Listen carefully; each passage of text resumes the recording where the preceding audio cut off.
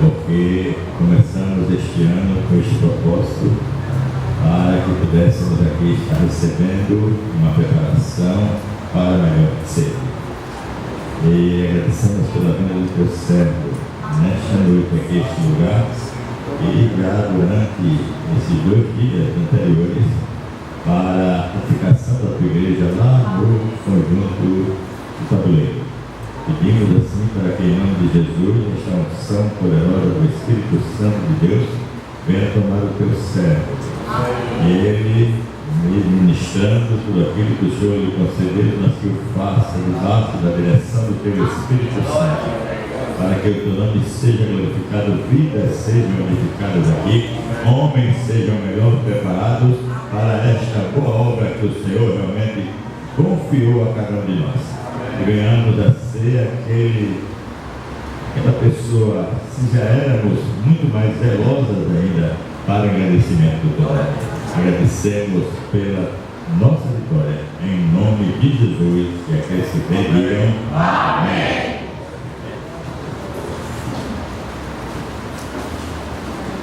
Vocês podem sentar, irmãos. E é com grande alegria que eu me dirijo a vocês novamente, estando aqui nessa casa de oração de novo, né, e dizer que dá um abraço à igreja congregacional do Ibura, tá certo? Ali no Recife. Que Deus possa abençoar cada um de vocês. Abençoar a vida do pastor Abelardo, esse homem de Deus, tá certo?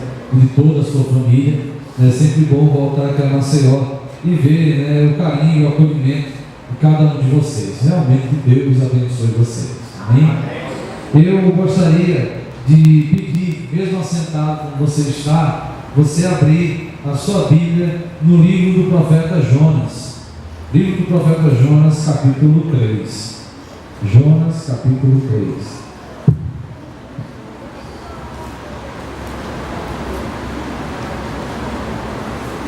Jonas, capítulo 3.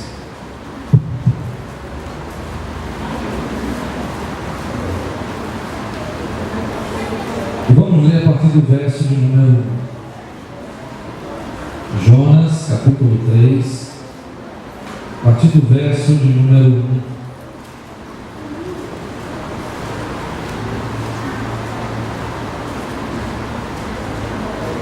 Jonas, capítulo 3, a partir do verso de número 1.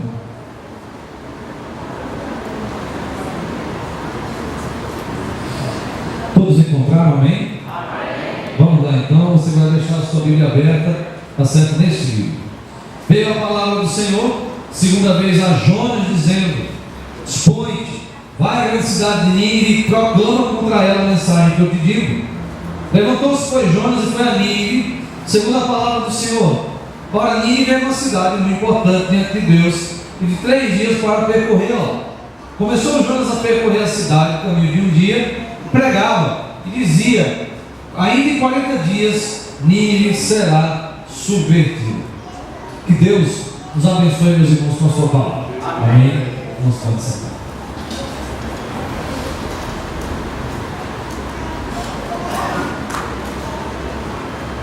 A história do profeta Jonas é bem conhecida por nós.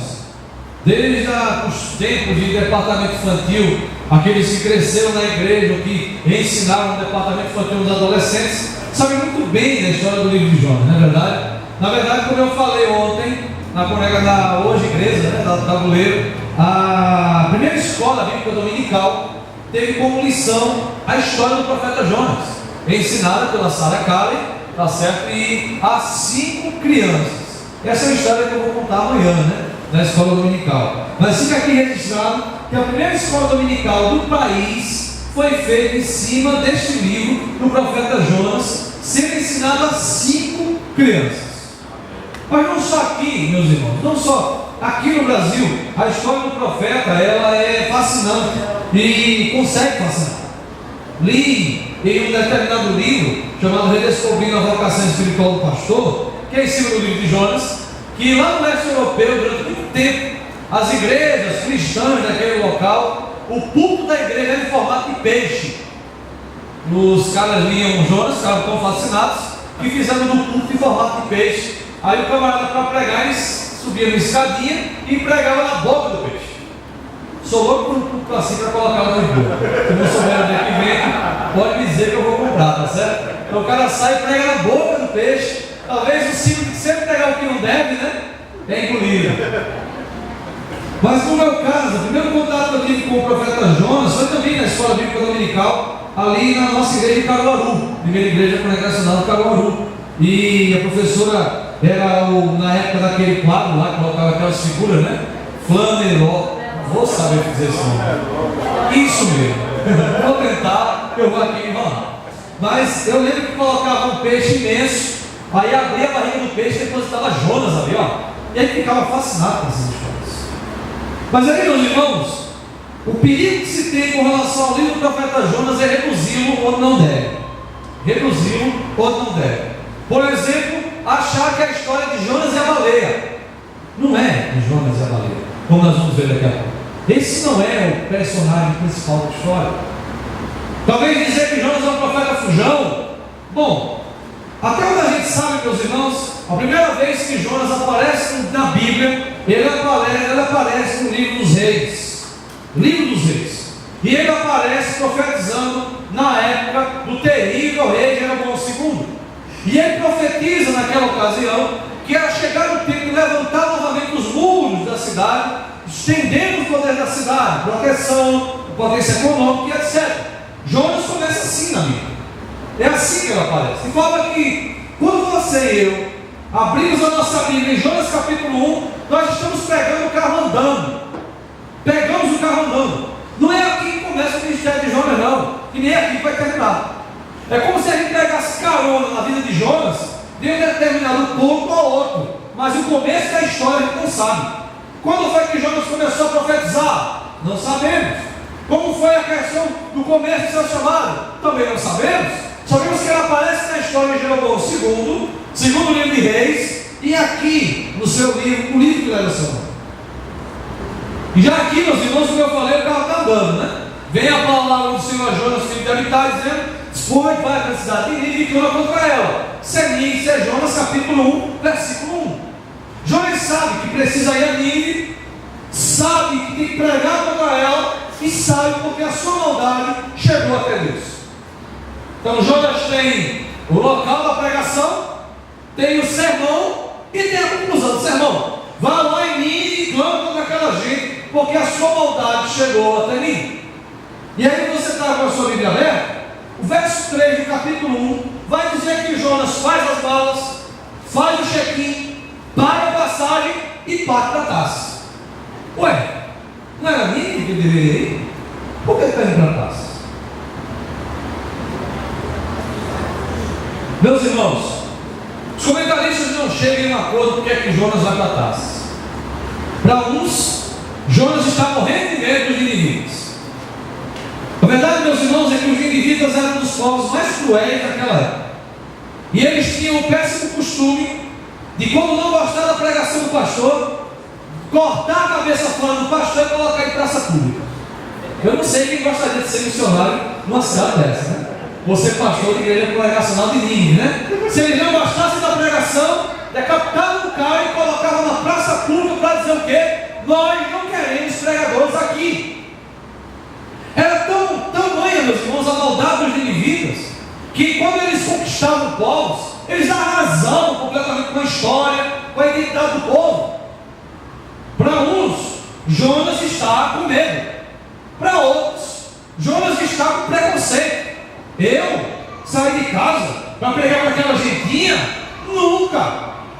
Aquele povinho lá, aquela Rafa Meia lá, aquele pessoal pobre, vou nada. Quero mais saber, eu sou da estirpe dos judeus, venho da revelação do Deus vivo, vou sair de casa para falar de Deus para aquele povo nada. Vai que eles se convertam.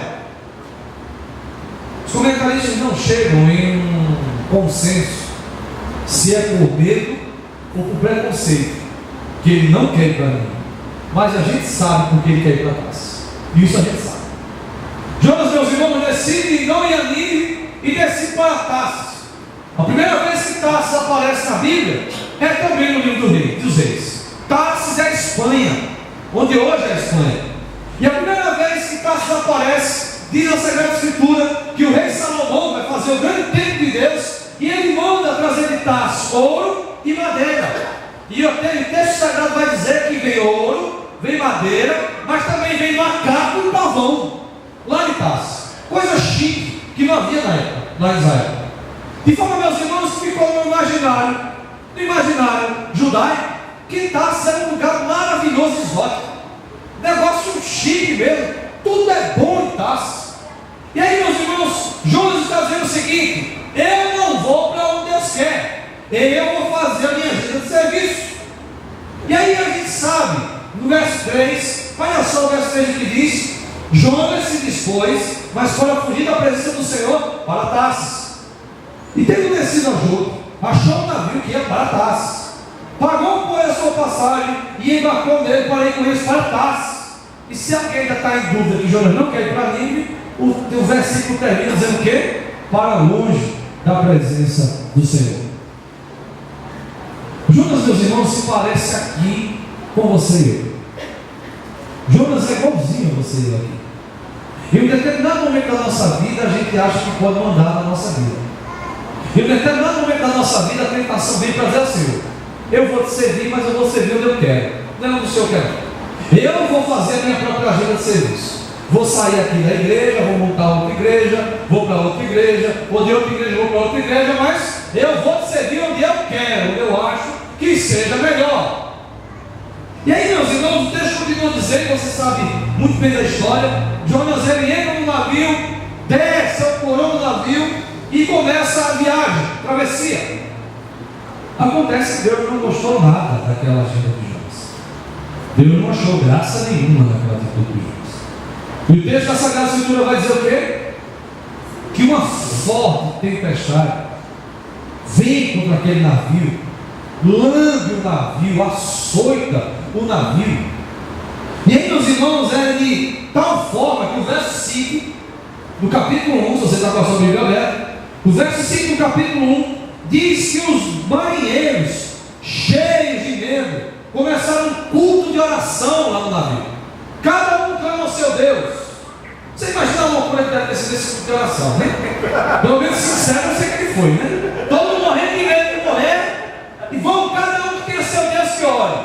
Aí talvez um chicoteavam, outros gritavam, cada um que ora do seu jeito. Interessante, sabe o que é? O cara que servia ao Deus vivo, o cara que servia ao único Deus que existe, não estava nesse culto de oração, estava dormindo lá dentro do navio. E o texto da Sagrada Escritura continua dizendo que o chefe do navio desce ao navio e encontra Jonas dormindo. Jonas dorme profundamente. E aí, o verso número 6, descoberto do navio, chega para Jonas e diz: o que é que te passa aí, dormindo? Vai lá em cima, meu filho, vai orar também. Está todo mundo orando lá em cima. Interessante, meus irmãos, que Jesus, no seu entrada triunfal em Jerusalém, quando todo mundo está dizendo: bendito que vem em nome do rei Davi, bendito que vem em nome do Senhor, e os fariseus dizem: olha, manda teus discípulos calarem a boca. E aí Jesus diz o que? Vocês se lembram? Se eles se calarem, até as pedras clamarão. É claro, meus irmãos, que Jesus não está dizendo que pedras literais vão abrir a boca, uma boca inexistente para falar e evangelizar. Mas esse aqui é um exemplo de uma pedra clamando. Um homem, uma figura viva do paganismo, enterrado em um culto que não tem nada a ver com o Senhor, chega para aquele que representa a igreja de Deus para dizer o quê? Ore por nós, estamos morrendo. Estamos morrendo. Eu poderia, meus irmãos, aqui colocar uma lição, não é verdade? Que quando a gente não está nos caminhos de Deus, a única coisa que sobra para a gente dar aos outros é frieza. Quando a gente não está nos caminhos do Senhor, nem orar a gente consegue, nem prazer de orar pelos outros a gente tem. Está aqui, meus irmãos, um cara pagão, descrente, para usar a linguagem moderna: acorda, vai orar. Mas quando chegaram lá em cima, havia um costume naquela época que era o seguinte: quando a tempestade batia um navio, os marinheiros lançavam sortes para saber quem era o responsável por aquela situação. E é exatamente isso que está acontecendo no verso 7. Os marinheiros estão lá lançando dados, sei lá o que for, tirando um palitinho, sei lá, foi uma sorte. O fato é que a sorte caiu sobre Jonas. E aí o pessoal diz: olha, quem é você? Declara-nos tu, por que nos sobreveio esse mal? E aí o verso 9, Jonas vai responder a tudo isso com uma doutrina boa. Sou hebreu, temo ao Senhor, o Deus dos céus, que fez o mar e a terra. Que doutrina bonita, né? Jonas não faltou a nenhuma escola dominical. Jonas não faltou a nenhum culto de doutrina. Jonas parece que veio todo domingo à noite no culto. Que doutrina bonita, meus irmãos. Mas eu confesso a você, eu pagava para ver a cara de Jonas quando os marinheiros perguntavam: e essa tempestade aqui é por quê? Você pagava para ver a cara de Jonas? Qual teria sido a cara de Jonas para dizer: sabe o quê? Essa tempestade é o meu Deus que não gostou da minha atitude. Essa tempestade veio que eu fui rebelde à palavra do meu Deus. Meu Deus está vindo atrás de mim. Porque não adianta ter doutrina bonita na boca se não tem vida de oração, se não tem vida correta para oferecer. É isso que Deus está dizendo aqui, meus irmãos. E aí Jonas diz: olha, faça o seguinte, me pegue, me lance no mar, a tempestade acalma. Mas o texto nos fala que os marinheiros, no verso 13, são muito crentes e vão dizer: não, não vai jogar ele não, vamos remar, vamos tentar chegar à terra firme. Interessante que os marinheiros são apiedados de Jonas, e Jonas não tem piedade de ninguém. Jonas está pouco se lixando para marinheiro, pouco se lixando para navio, e pega e não vai pronto. E aí o que acontece? Os marinheiros decidem orar mais uma vez, mas não mais a Deus pagão, mas ao Deus vivo, que fez o céu, a terra e o mar. E eles clamam no verso 14: Senhor, rogamos-te que não pereçamos por causa da vida desse homem, que não faças cair sobre nós esse sangue, quanto a nós inocentes, porque tu, Senhor, fizeste o que é plano. E levantaram a Jonas e lançam Jonas ao mar, e um grande peixe é preparado, e ele engole Jonas e leva Jonas às mais profundezas dos mares, mais profundo dos mares. Chegamos no capítulo 2. No capítulo 1, todo mundo ora menos Jonas. No capítulo 2, a oração de Jonas. Finalmente Jonas ora. Finalmente Jonas se pronuncia. E o capítulo 2, meus irmãos, é uma das orações mais profundas e mais bonitas e mais na tentativa de provocar esperança no coração de todo o Antigo Testamento. Dá para ler ela rapidinho, não é verdade? Olha o capítulo 2, a oração de Jonas no ventre do peixe. Na minha angústia clamei ao Senhor, e Ele me respondeu do ventre do abismo. Gritei, tu me ouviste a voz. Pois me lançaste no profundo coração dos mares, e a corrente das águas me cercou. Todas as tuas ondas e as tuas vagas passaram por mim. Então eu disse: lançado estou diante dos teus olhos. Tornarei porventura a ver a igreja. As águas me cercaram até a alma, o abismo me rodeou, e as águas se enrolaram na minha cabeça. Desci até o fundamento dos montes, desci até a terra, cujos ferrões se correram sobre mim para sempre. Contudo, fizeste subir da sepultura a minha vida, ó Senhor meu Deus. Quando dentro de mim desfalecia a minha alma, eu me lembrei do Senhor e subiu aqui a minha oração no teu santo templo. Os que se entregam à idolatria vã abandonam aquele que lhe é misericordioso, mas com a voz de agradecimento te oferecerei sacrifício, e o que botei pagarei. Ao Senhor pertence a salvação. Você percebeu a oração de Jonas, ele dizendo uma frase do tipo: eu estou assim porque eu mereço. Tuas vagas e as tuas ondas passaram por cima de mim. Fui atropelado pela providência de Deus. Essas são as palavras de Jonas. Mas mesmo assim, o Senhor espera a minha salvação. E depois de orar, meus irmãos, o texto fala que o peixe espera em Jonas, e chegamos exatamente no texto que nós lemos. Parece que o livro começou de novo, né? Veio a palavra do Senhor a Jonas, filho de Amitai, dizendo: vai à cidade de Nínive e clama contra ela. E aí Jonas vai. E diz a Sagrada Escritura que Jonas, ele Começa a pregação. E engana-se quem acha que Jonas aprendeu a lição. Engana-se quem acha que Jonas chega ali e diz: não, fato, tenho que pregar, é isso mesmo que eu vou fazer. Engana-se. Na realidade, meus irmãos, Jonas chega ali da forma mais explicente possível. O texto nos fala que é preciso caminhar 3 dias para percorrer a Nínive inteira. Um serviço, um trabalho de 3 dias. Jonas faz em um dia, porque ele não quer estar em Nínive, ele não suporta Nínive, não suporta os ninivitas. Então o trabalho que é para ser feito em 3 dias, com todo afinco, todo cuidado, é feito em um dia, de forma displicente, raivosa até. E a mensagem, meus irmãos, daqui a 40 dias, Nínive será subvertida. Pois bem, a história do livro de Jonas continua e vocês sabem da história. Toda a cidade acaba se convertendo, e aí Deus acaba retirando a maldição que ia colocar na cidade. E Jonas, o livro termina com Jonas arengando com Deus, debaixo de uma planta que o próprio Deus havia feito brotar do mar. Mas o que é que essa história de Jonas tem a ver com você e eu, com a igreja de Deus?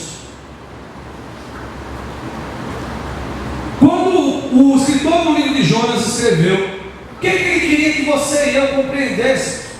Quais lições nós podemos tirar para nós, você e eu, esta noite, a partir da história do profeta Jonas? E eu gostaria, meus irmãos, de elencar 3 lições que podemos aprender com a história do profeta Jonas. A primeira lição que nós devemos aprender com a história do profeta Jonas é que o verdadeiro protagonista da história é Deus. Deus é o verdadeiro protagonista da história. Não é Jonas, nem a baleia, nem o grande peixe, nem são os ninivitas, não são os marinheiros, não é a planta que surge do nada, absolutamente não. Se há alguém que é o dono da história, é o nosso Senhor Jesus Cristo, o nosso Deus, Criador do céu e da terra. Agora vejam só como o escritor engenhosamente, muito sabidamente, mostra como Deus é o Senhor da história. Está com a sua Bíblia aberta? Olha só como é que o nome Senhor aparece em todo o livro do profeta Jonas. Senhor com todas as letras maiúsculas, não é assim? É assim no verso 1, é assim no verso 4, é assim no verso 3. Em todo o livro, Senhor com letra maiúscula. Sabe por que é Senhor com letra maiúscula? Porque esse é o nome pronunciável de Deus. Na nossa tradução em língua portuguesa, ao invés de colocar Jeová, ou Javé, ou então o grande eu sou, o tradutor em língua portuguesa decidiu colocar, em vez de o grande eu sou, Senhor com letra maiúscula. Não é aquele Senhor com apenas o S maiúsculo, dando a ideia de Senhor e servo, não. Aqui, meus irmãos, o escritor do profeta Jonas, do livro do profeta Jonas, ele vai dizer que quem chama Jonas é o grande eu sou. É o nome pronunciável de Deus. É aquele nome pelo qual, quando Moisés diz: olha, quem é que vou dizer que me enviou? E aí o próprio Deus não acessa ardendo que nós não somos o quê? Vai lá e diz que o grande eu sou está te enviando. Glória a Deus. Grande eu sou que te envia. Não é simplesmente um Deusinho qualquer, mas é o Criador do céu e da terra. Interessante, meus irmãos, que esse nome sempre aparece na história da Sagrada Escritura para demonstrar que Deus manda tanto na natureza, manda tanto nos reinos, manda tanto na política, como na economia, como na religião, como manda na tua vida e na minha. Sabe por quê? Porque Ele é o grande eu sou. Não é Deus, sou eu. É Ele quem chama Jonas, é Ele que vai atrás de Jonas, é Ele quem prepara o grande peixe, é Ele que manda o peixe por Jonas, é Ele que manda o peixe filho de Jonas, é Ele que manda Jonas de novo, é Ele que ouve as orações de arrependimento do povo, é Ele que faz brotar uma árvore onde não tem, é Ele que diz a Jonas: Jonas, eu me apriete que eu quero,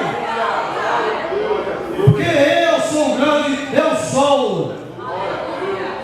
E aí, meus irmãos, a história de Jonas nos ensina em primeiro lugar isso: a história tem dono.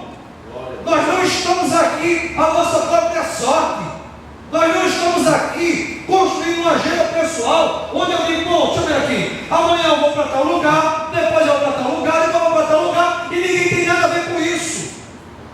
O grande eu sou é o Senhor da história. O grande eu sou é o dono da tua vida. É a tua vida, toda ela dirigida por Jeová, Criador que sai da terra. Nenhum passo deve ser dado, senão aquele com Deus mandar. E nenhum plano deve ser feito, senão aquele no qual Deus está no negócio. Porque afinal de contas, meus irmãos, não há vida fora da tutela de Deus. Não há. Simplesmente não há. O Jonas acha que vai para Tarsis, Deus está dizendo, você não vai não, meu filho. Jonas acha que vai fugir, Deus diz, você não foge não, meu irmão. Porque não há pedaço desse universo que eu não mando. Glória a Deus. Não há pedaço desse mundinho aqui que a minha força e o meu poder não haja. Você vai para onde eu quero, faz o que eu quero, porque eu sou teu Senhor. Verdade, meus irmãos, é que nós falamos tanto em Deus Salvador que às vezes esquecemos de dizer que Ele é o nosso Senhor. Nosso Senhor. Na realidade, meus irmãos, ou somos escravos de Deus, o que é muito bom, ou somos escravos do pecado. Liberdade realmente não tem quase nenhuma, né? Ou eu sou livre para pecar, ou eu sou livre para servir a Deus. 1000 vezes ser livre para servir a Deus, que a vontade dele é boa, perfeita e agradável. Ainda que eu, talvez, olhe e diga, Senhor, o que está acontecendo aqui? Senhor, eu não sei o que vai acontecer amanhã. Mas aí vem, meus irmãos, a grande beleza da coisa. Porque Deus Todo-Poderoso chamou você para ser seu filho. Glória a Deus. E Ele trata você com todo o carinho possível, com todo o amor e todo o pastoreio possível. Quando, meus irmãos, as dores batem na nossa porta, quantas dores já bateram em nossa porta? Quando, meus irmãos, as dúvidas assaltam a gente, quantas dúvidas já nos assaltaram pelo caminho? É nesse momento, meus irmãos, que a gente vê que a nossa força não serve para nada. E aí vem o grande eu sou e nos dá força para caminhar. Glória a Deus. Nos dá força para ir além. E aí, meus irmãos, a gente se levanta numa segunda-feira depois de um domingo terrível. Aí se levanta de uma terça-feira, depois de uma segunda-feira, sua graça. Aí se levanta numa quarta-feira e diz, meu Deus, eu vou caminhar. Apesar de doer, apesar das lágrimas, apesar das dores, o grande eu sou é o Senhor da história. Glória a Deus. Essa, meus irmãos, é a maior lição do livro de Jonas. A história tem dono. A tua história tem dono. Você não está solto nessa vida não, meu irmão. Você não está solto nessa vida não, meu irmão. O grande eu sou, o Criador do Universo, Ele te formou antes da fundação do mundo, como diz o Salmo 139. Antes que houvesse qualquer dia aqui nesse plano de existência, Deus já tinha escrito todos os seus dias.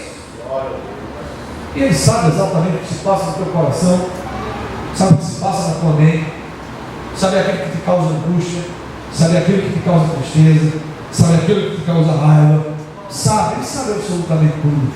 Mas, meus irmãos, o Senhor da história nos encaminha exatamente para onde Ele quer, nos dando força e nos pastoreando. A primeira lição é livro de Jonas: Deus é o protagonista da história. Deus é o protagonista da história. A segunda lição, meus irmãos, do livro de Jonas, é que Deus, sendo o grande protagonista da história, Ele nos manda aonde Ele quer. Amém? Amém. Deus, como Senhor da história, nos manda servir a Ele aonde Ele quer. Jonas quer ir para Tarsis. Deus diz, não, você vai para Nínive. Vai para Nínive. Mas eu gosto muito de Tarsis. Mas eu gosto muito de Nínive. E você vai para Nínive. Mas Tarsis aqui é bom. Bom é Nínive, meu filho. Porque na vida está num lugar bom que não seja a minha vontade. É melhor estar num lugar difícil, mas comigo lá, do que estar num lugar bom e eu bem distante. Vá para Nínive. Que Nínive é esse lugar? A verdade, meus irmãos, é que toda a narrativa do livro de Jonas é Deus tentando mostrar a Jonas quanto ele se importa com Nínive. Vou mais além, e sendo até mais presente. Não foi você que escolheu a igreja congregacional para cultuar aqui nessa cidade. Foi Deus que te trouxe para essa casa de oração. Deus que te trouxe para essa casa de oração. De forma que se você for embora, seja como Deus quiser, e não como você quiser. Há muito trabalho para fazer aqui nesse bairro. Há muita gente para ser alcançada aqui nesse bairro. E se Deus te trouxe aqui, é porque Ele quer que você pegue esse empreitada. Se Deus te chamou para cá, é porque Ele sabe que você tem coisas para fazer aqui nesse bairro, que o próprio Deus vai te capacitar para isso. Na verdade, meus irmãos, é que a gente acha que essas coisas são para pastor, né? Não, o pastor está aqui na igreja até como Deus quiser. O pastor deve orar para ver se vai embora ou não. Crentes devem orar para ver se vai embora ou não. Crentes devem orar para saber o que é que Deus quer com ele aqui nesse bairro. Senhor, o Senhor me colocou aqui nessa igreja. O que é que o Senhor quer que eu faça, Senhor? Qual é o trabalho que eu devo fazer, Pai? Onde é que eu posso trabalhar, Senhor? De fato, meus irmãos, é uma música bem antiga, mas muito preciosa do Armando Filho, que dizia o quê? Não há inúteis na casa do Pai. Ninguém não sabe não fazer nada na casa de Deus. E se Deus, quando Deus, meus irmãos, escolhe um local para a gente, é porque Ele sabe que a gente pode fazer alguma coisa naquele local. Glória a Deus. Não tem nada, não existe essa pessoa que diga, mas eu não sei fazer absolutamente nada.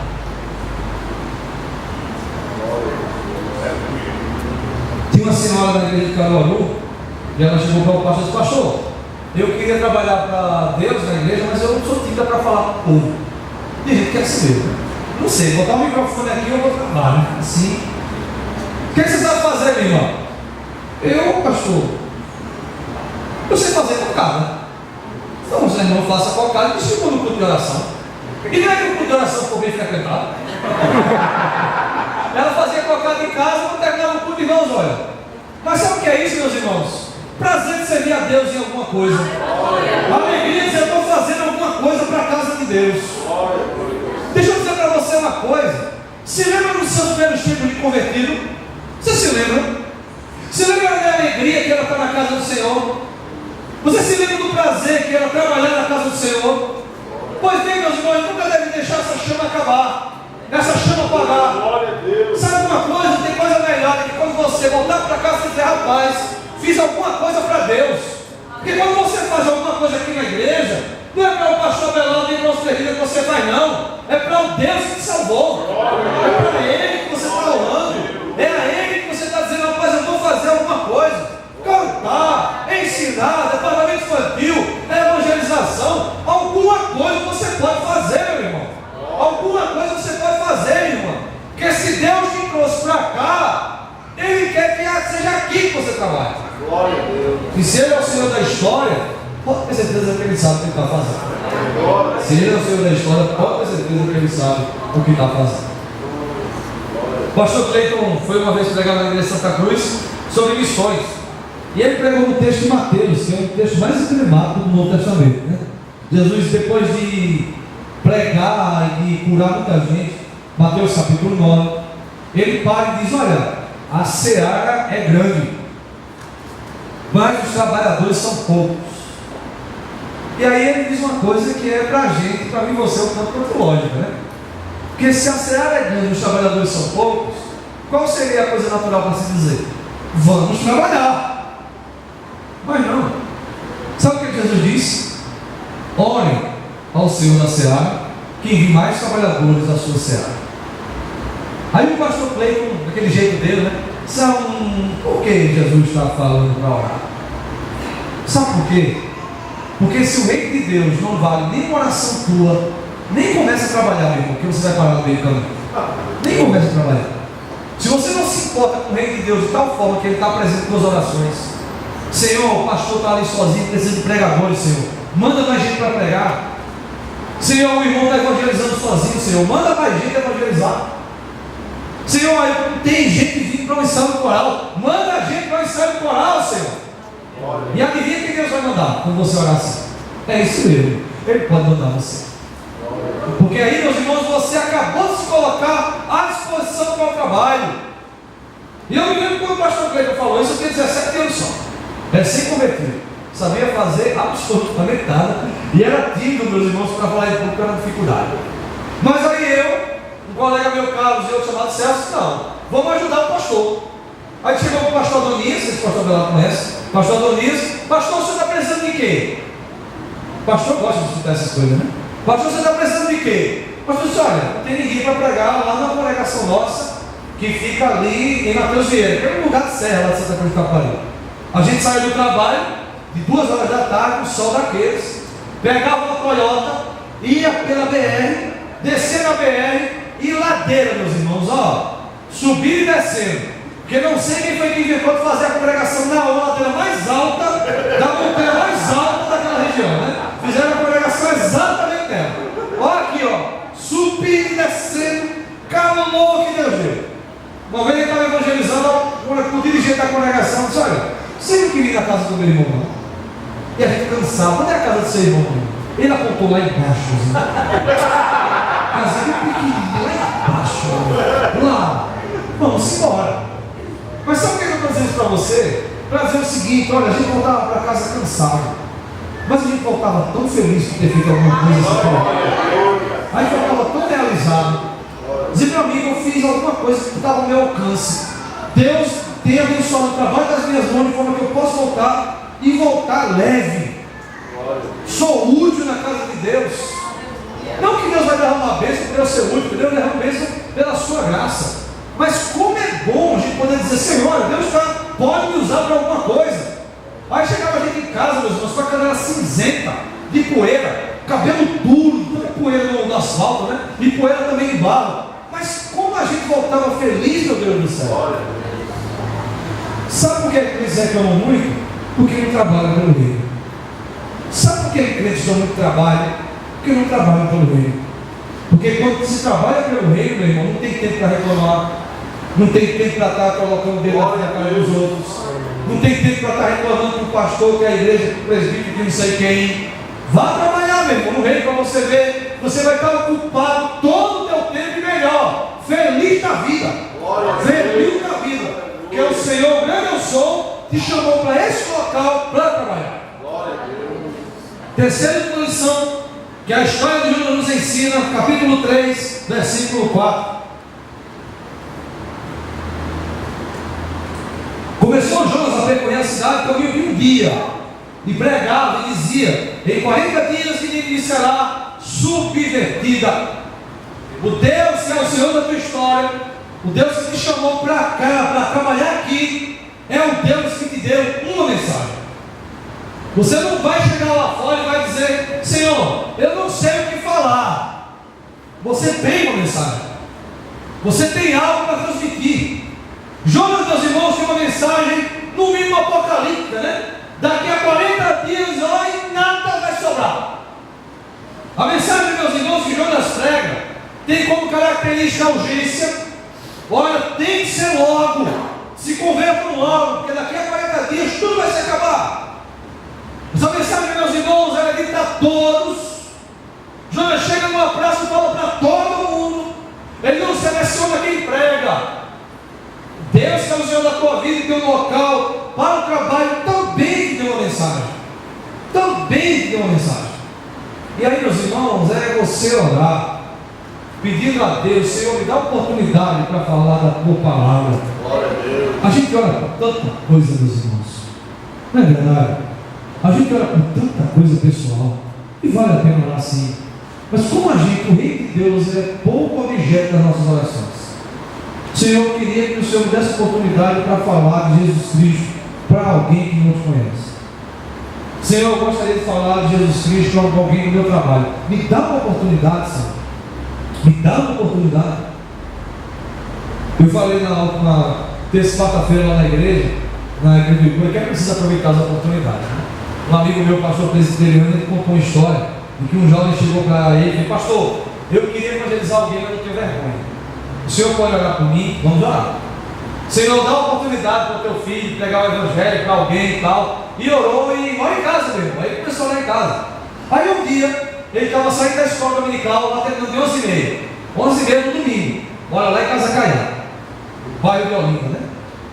No domingo os ônibus são assim, principalmente aqueles que vão para a praia, né? Como é que o ônibus dele não tem ninguém? Só o motorista para lá.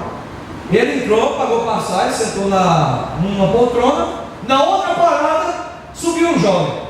Ora, está o ônibus só ele, naquela naquele vão inteiro. Adivinha onde é que o jovem sempre foi sentar? Do lado dele. Do lado dele.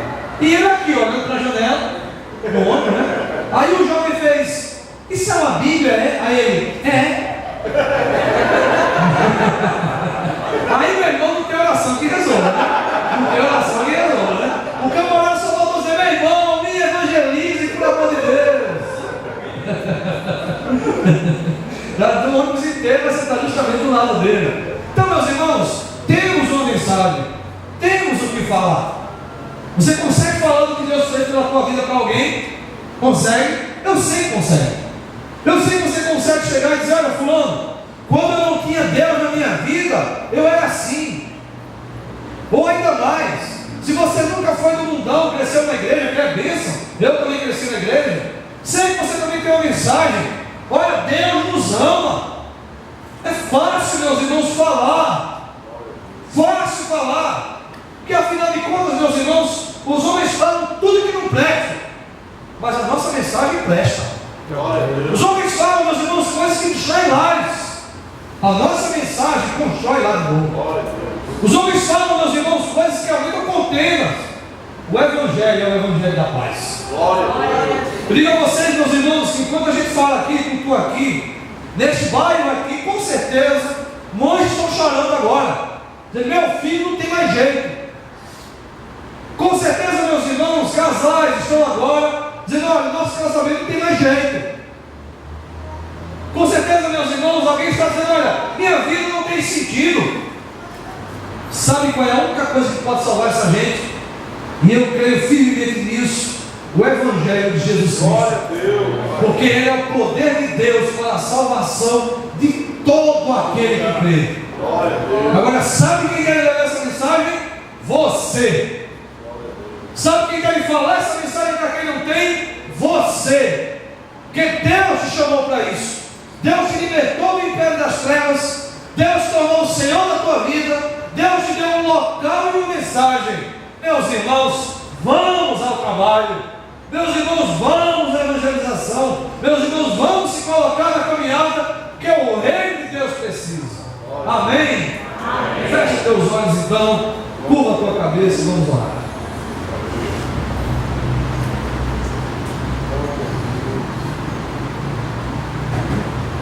Senhor, meu Deus e Pai, nós acabamos de ouvir, ó Deus, aqui que o Senhor é o dono da nossa vida.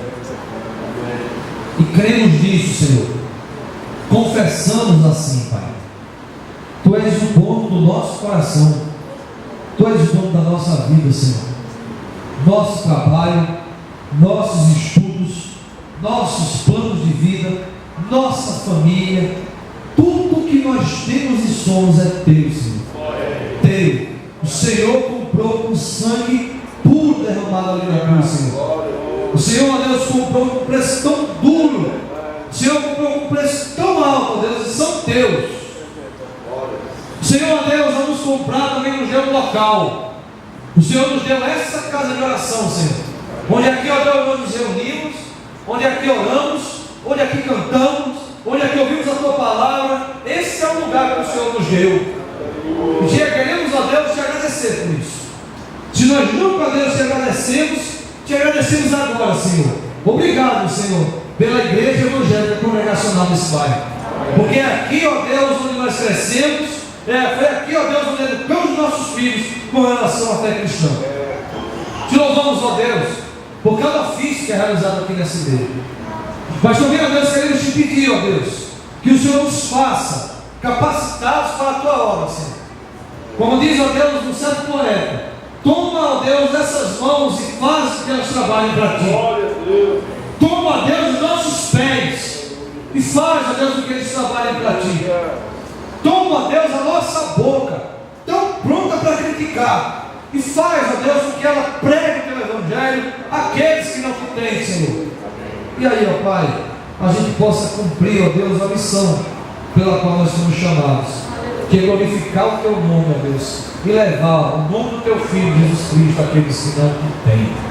Em nome de Jesus que nós te pedimos, Senhor. Amém e amém. Deus abençoe. Glória.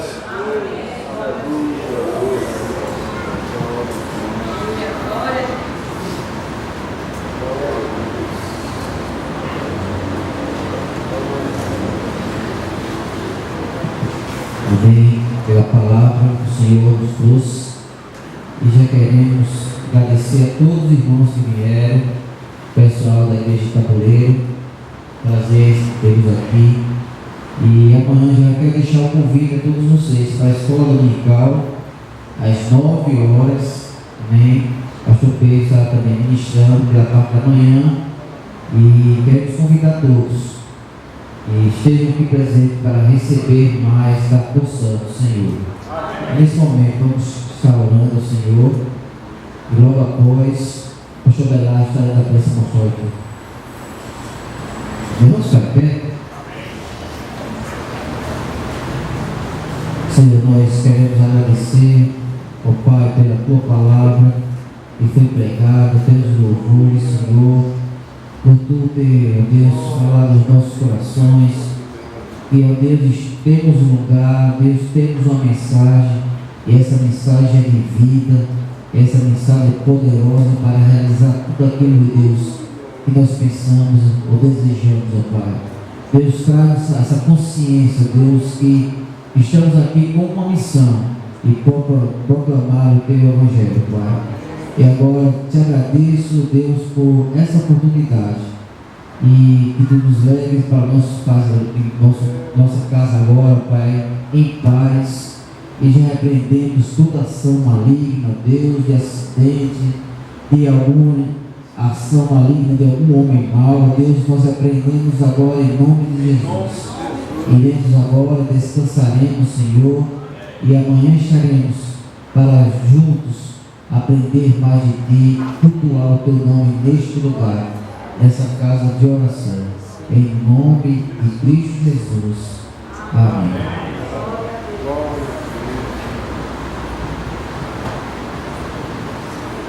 Enganador de barco aqui.